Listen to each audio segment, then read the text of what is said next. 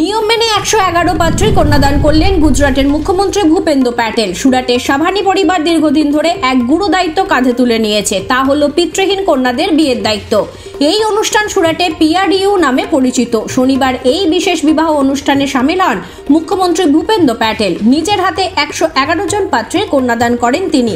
তাদের মাথায় আশীর্বাদের হাত রাখেন মুখ্যমন্ত্রী। এদিন পিপি সাভানি চৈতন্য বিদ্যার সংকুলে এই বিবাহ অনুষ্ঠানের আয়োজন করা হয়েছিল। সেখানে হাজির হন মুখ্যমন্ত্রী।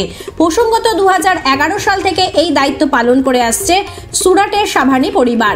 বিগত কয়েক বছরে প্রায় 5000-এরও বেশি মেয়ের বিয়ে দিয়েছে এই পরিবার। মূলত পিতৃহীন কন্যাদের বিয়ের দায়িত্ব নেয় এই পরিবার। ব্যুরো রিপোর্ট, 24 ঘন্টা খবর।